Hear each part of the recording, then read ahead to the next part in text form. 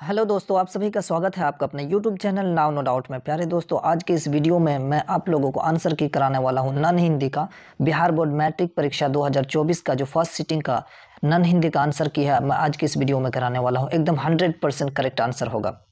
तो चलिए शुरू करते हैं। आपका क्वेश्चन बिल्कुल सेम क्वेश्चन होगा, बस नंबरिंग आगे पीछे हो सकता है, इसलिए कंफ्यूज ना हो, आप लोग अपना नंबर के हिसाब से आंसर को मिला ले। तो चलिए पहला क्वेश्चन की ओर बढ़ते हैं। पहला क्वेश्चन पूछा है तू जिंदा है तो, ये तू जिंदा हो तो शीर्षक कविता क्या प्रकट करती है? तो नंबर बी यानी option number B is a correct answer, गहरे जीवन, राग और उत्साह प्रकट करती है। नेक्स्ट क्वेश्चन की ओर बढ़ते हैं। क्वेश्चन नंबर 2 इस क्वेश्चन पेपर के हिसाब से है, कठिन काम को देखकर कौन उकताते नहीं? तो number C is a correct answer, Karmaveer. Next question की ओर बढ़ते हैं। अयोध्या उपाध्याय हरिऔध की रचना निम्न में से कौन है? तो option number B is a correct answer, Karmaveer. अगला क्वेश्चन, यत्न शब्द का क्या अर्थ है? तो प्रयास, यानी option number C is a correct answer. अगला क्वेश्चन की ओर बढ़ते हैं। लोग जब ऐसे समय पाकर जन्म लेंगे कभी, देश की और जाति की होगी भलाई भी तभी। ये जो पंक्तियां हैं किस शीर्षक कविता से उद्धृत है? तो option number C is a correct answer, यानी करमवीर से लिया गया है। नेक्स्ट क्वेश्चन की ओर बढ़ते हैं। अगला क्वेश्चन है क्वेश्चन नंबर 6 इसके हिसाब से, इस क्वेश्चन पेपर के हिसाब से, न मैं देवा न मैं मस्जिद न काबे कैलाश में, यह पंक्ति जो है वो किसके लिए प्रयुक्त है? तो ईश्वर के लिए, ईश्वर कहता है उसके अंदर। तो अगला क्वेश्चन की ओर बढ़ते हैं। अगला क्वेश्चन है कबीर के किस पद में स्थापित रूढ़ियों के समांतर सच में सीधे साक्षात्कार की प्रस्तावना है? तो option number A is a correct answer, पहले पद में। अगला क्वेश्चन की ओर बढ़ते हैं। छायावादी कविता के उल्लेखनीय विशेषता क्या है? तो option number B is a correct answer, प्रकृति चित्रण। अगला क्वेश्चन की ओर बढ़ते हैं। पीपल कविता में पीपल वृक्ष किसका साक्षी है, किसका गवाह है? तो बदलावों का, यानी option number C is a correct answer. अगला क्वेश्चन की ओर बढ़ते हैं। निम्न में से कौन शीर्षक पाठ कविता नहीं है? तो option number D is a correct answer, दीदी की डायरी। अगला क्वेश्चन की ओर बढ़ते हैं। झांसी की रानी शीर्षक कविता की रचयिता कौन है? तो option number D is a correct answer, Subhadra Kumari Chauhan. अगला क्वेश्चन की ओर बढ़ते हैं। कान्हा और मुंद्रा किन की संख्या थी? तो option number A is a correct answer, Rani Lakshmibai की। अगला क्वेश्चन की ओर बढ़ते हैं। सुबह शब्द का अर्थ क्या है? तो दक्ष, option number B is a correct answer. अगला क्वेश्चन की ओर बढ़ते हैं। अगला क्वेश्चन है सुदामा चरित्र शीर्षक पाठ में से भिक्षा मांगकर भोजन कौन करते थे? तो option number C is a correct answer, Sudama. अगला क्वेश्चन की ओर बढ़ते हैं। बांस के वन, पाइन ऑन के ऑन, तो ये रात की हवा, ये जो है लिया गया है किसे? राह भटके हिरन के बच्चे से। Option number A is a correct answer हो जाएगा। झगा शब्द का क्या अर्थ है? तो option number D is a correct answer, ढीला कुर्ता हो जाएगा। अगला क्वेश्चन की ओर बढ़ते हैं। घायल होकर गिरी सिंहनी, इस पंक्ति में सिंहनी किसे कहा गया है? तो रानी लक्ष्मीबाई को, जो कि option number C is a correct answer. Laxmibai किसकी मुंह बोली बहन थी? तो कानपुर की नाना की। Option number B is a correct answer. अगला क्वेश्चन की ओर बढ़ते हैं। झांसी की रानी लक्ष्मीबाई कितने वर्ष की उम्र में मारी गई?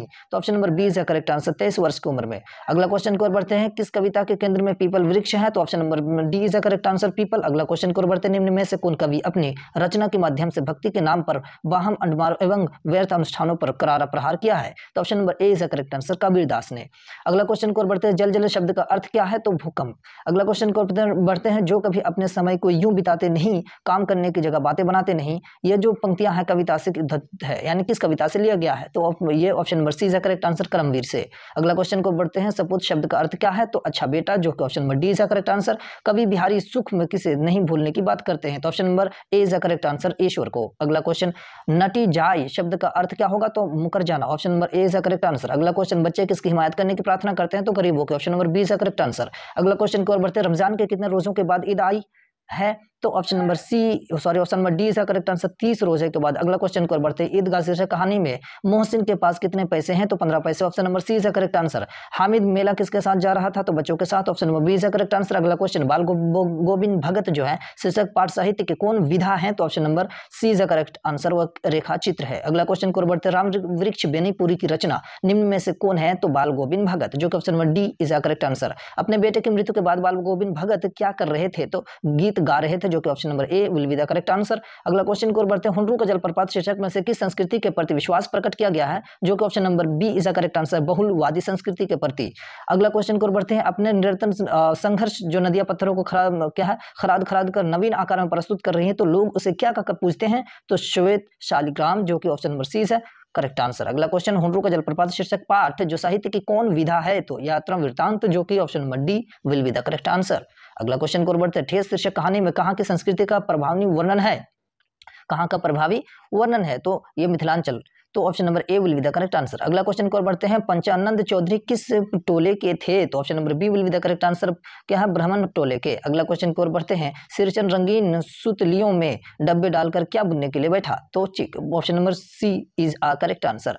अगला क्वेश्चन की ओर बढ़ते हैं, मंझली बहू रानी अपने मैके से आई हुई मिठाई भी इस तरह हाथ को खोलकर बांटती है क्या? यह किसने कहा? तो यह सिरचन ने कहा। Option number D is the correct answer. Kalinga में कितने साल से युद्ध हो रहा था? तो 4 साल से। Option number A is the correct answer. अगला क्वेश्चन की ओर बढ़ते हैं, मैं तुमसे शास्त्र सीखने नहीं आई हूँ, शास्त्रों से युद्ध करना है, किसने कहा? तो पद्मा ने कहा था, जो कि option number A is the correct answer. जो व्यक्ति ईर्ष्यालु होता है वो क्या होता है? तो निंदक होता है। Option number B will be the correct answer.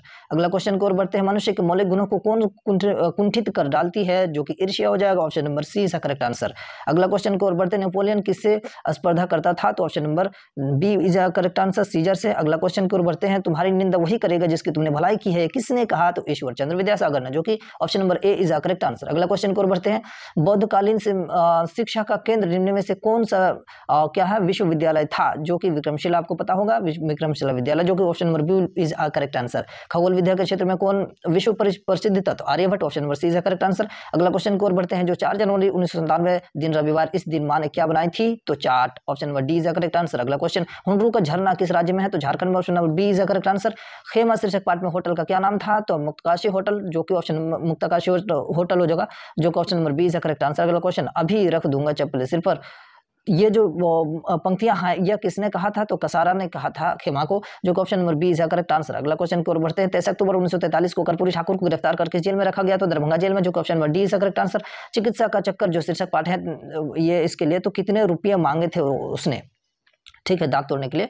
तो option number A is the correct answer, 3। अगला क्वेश्चन, दरभंगा जेल में जो है कुव्यवस्था के खिलाफ किसने कैदियों के संगठित करने का शुरू किया था? कर्पूरी ठाकुर ने, जो कि option number C is the correct answer. वैसे शब्द जिनका कोई अर्थ नहीं मिलता है उन्हें क्या कहते हैं? तो निरर्थक शब्द कहेंगे, जिसका अर्थ नहीं होता। तो option number B is the correct answer. अगला क्वेश्चन को बढ़ते हैं, अगला क्वेश्चन का आंसर देख सकते हैं कि व्याकरण से हो जाएगा, मतलब option number C is correct answer, मतलब परिनिष्ठित भाषा किससे नियंत्रित होती है, ये कहा गया है। अगला क्वेश्चन को बढ़ते हैं, वर्णों के उच्चारण समूह को क्या कहते हैं? तो वर्णमाला कहते हैं, बिल्कुल, option number B is the correct answer. अगला क्वेश्चन को बढ़ते हैं, डॉ का उच्चारण स्थान क्या है? तो मूर्धा हो जाएगा, option number A is the correct answer. अगला क्वेश्चन को बढ़ते हैं, क्वेश्चन नंबर 60 जिसका सही करेक्ट आंसर हो जाएगा महाप्राण।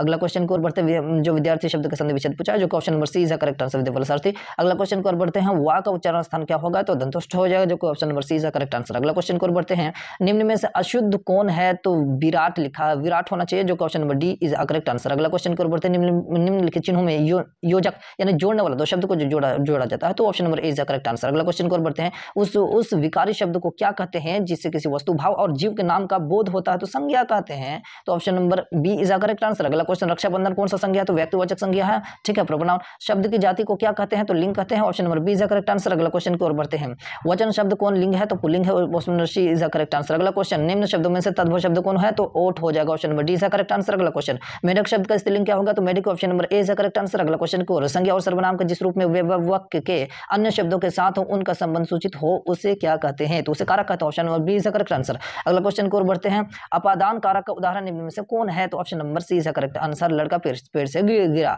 अगला क्वेश्चन की ओर बढ़ते हैं, हम ऐसा क्यों नहीं कर सकते, यह किस सर्वनाम का उदाहरण है? तो प्रश्नवाचक सर्वनाम, इसलिए पूछा जा रहा था, option number C is the correct answer. अगला क्वेश्चन, वह लड़का किसी विशेषण का उदाहरण है? तो सर्वनाम विशेषण का उदाहरण वह लगा हुआ है, option number A is the correct answer. निम्नलिखित वाक्यों में अशुद्ध जो शुद्ध वाक्य है वो कौन है? तो मैं मंगलवार को व्रत रखता हूं, जो कि option number B is the correct answer. अगला क्वेश्चन को बढ़ते हैं, क्रिया का मूल क्या होगा? तो धातु, option number B is the correct answer. अगला क्वेश्चन को बढ़ते हैं, उसका सिर खुजलाता है, यह किस क्रिया का उदाहरण हो जाएगा? तो यह अकर्मक क्रिया का उदाहरण हो जाएगा, जो कि option number B is the correct answer. अगला क्वेश्चन, वह जाएगा किस काल का उदाहरण है? तो वह जाएगा भविष्य काल का, जो कि option number B is will be the correct answer.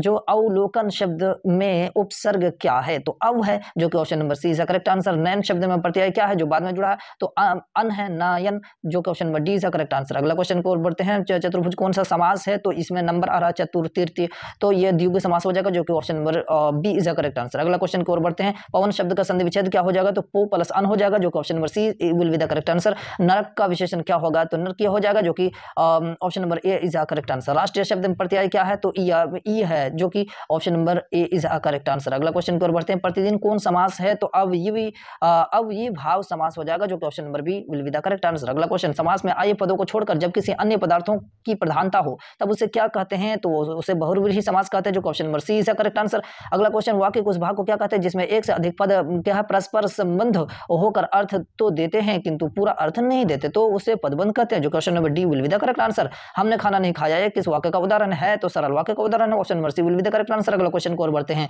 जिन शब्दों के अर्थ में समानता हो उन्हें क्या कहते हैं? तो उसे पर्यायवाची शब्द कहते हैं, जैसे कि जल, नीर, है ना, जिस तरह से आग, अग्नि, पावक, नल, इस तरह के जो वाक्य होते हैं मतलब एक ही तरह के मीनिंग देते हैं। जल शब्द का विलोम क्या होगा? तो स्थल हो जाएगा, option number B will be the correct answer. जो कहा ना जा सके के लिए एक शब्द क्या हो जाएगा? अकथनीय हो जाएगा, जो कि option number C will be the correct answer. कागज काला करना मुहावरे का क्या अर्थ है? तो बिना मतलब कुछ लिखना, जो कि option number D will be the correct answer. अगला क्वेश्चन को और बढ़ते हैं। घर का जोगी झोगड़ा जोगड़ा आन गांव के सिद्ध, ये जो है लोकोक्ति का अर्थ क्या है? तो ये option number A will be the correct answer. अगला क्वेश्चन को बढ़ते हैं। घाव शब्द का पर्यायवाची क्या होगा? तो नासुर हो जाएगा, option number C is the correct answer.